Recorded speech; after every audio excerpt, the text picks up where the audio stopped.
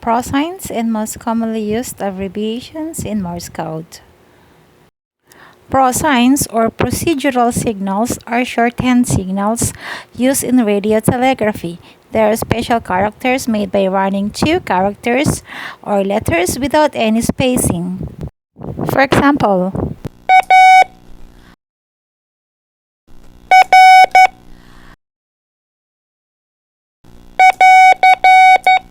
Alpha Radio, dida-dida-dit. Alpha Romeo is a prosign for end of transmission or end of message.